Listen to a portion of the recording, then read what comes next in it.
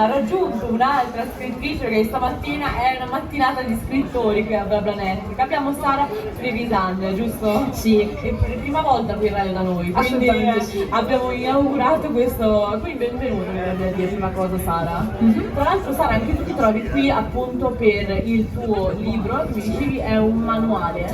È un manuale per la crescita personale e crescita professionale insieme. Quindi è un percorso dove tu prendi per mano i lettori? Bravissima, sì, è proprio un percorso di crescita dove iniziamo a vedere insieme quali sono le loro attitudini, che cosa possono dare al mondo, in che cosa sono bravi, quali sono i loro obiettivi personali, per poi riuscire a tradurre tutto questo nella crescita professionale. Ma c'è anche una parte psicologica?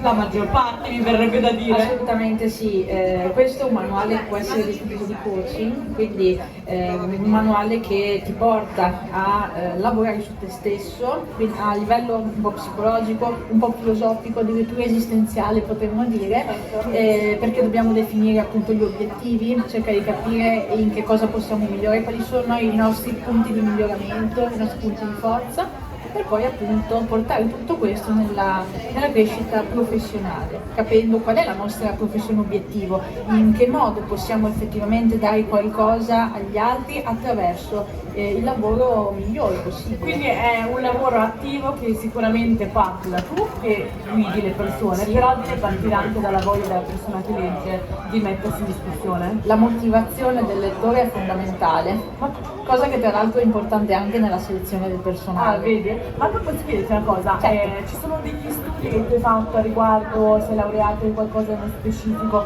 che ti ha portato poi a scrivere un manuale di questa importanza, possiamo dire? Allora, guarda, io in effetti sono diplomata in liceo classico, questo è il titolo che posso dire di avere. Poi mi sono certificata come lifestyle coach metodo Ongaro, quindi sono a tutti gli effetti un coach certificato. Mi sto laureando in psicologia, dopo aver tentato... Quindi alla fine la psicologia è venuta fuori. Sì, dopo aver tentato la laurea in filosofia. Per problemi di natura sanitaria, di salute, ho dovuto abbandonare. Beh, può essere che era un caso perché dovevi intraprendere questo di psicologia. Assolutamente. Ma tra l'altro tu mi hai portato anche un altro libro, quindi io sono curiosa. Sì. Di che cosa si tratta questa nuda errante?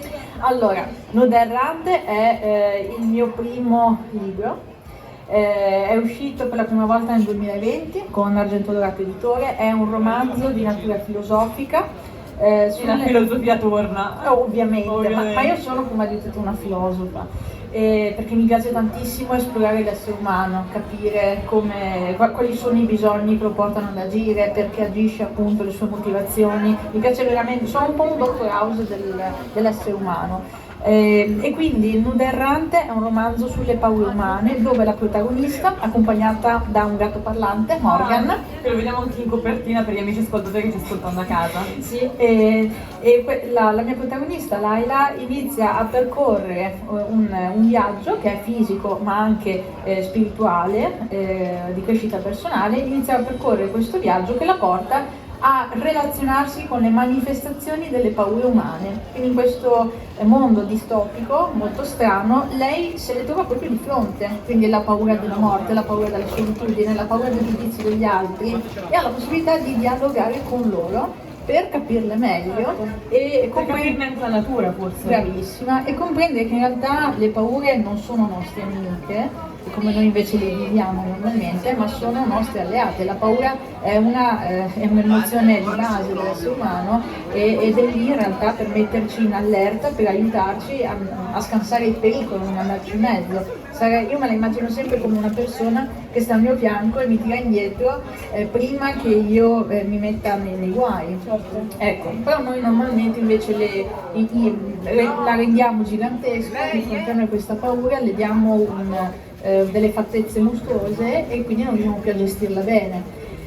E la paura la ritroviamo anche proprio nel manuale, perché io spesso vedo che i candidati, che le persone che per qualche motivo escono dal mercato del lavoro, non riescono più a tornarci dentro, in realtà si trovano ad avere a che fare con delle paure sotterranee di cui non riescono a nulla.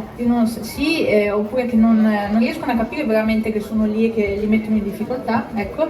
E quindi io nel manuale affronto anche questa tematica, le paure, perché sono quei nodi da sciogliere spesso per riuscire a tornare in maniera efficace all'interno del mercato del lavoro. E direi che hai fatto una spiegazione più esaustiva di entrambi, non resta che prendere il libro e buttarsi, o meglio, affacciarsi alla lettura. Sara Trevisani con Nuda Errante, col suo manuale Trova lavoro partendo da te stesso. Trova lavoro partendo da se stesso. Bellissimo. Grazie Trevisan per essere stata qui con noi. Ovviamente la programmazione Radio Babylon Network va avanti, quindi mi raccomando, rimani qui che qui passa solamente buona musica. Grazie Sara. Grazie mille a te.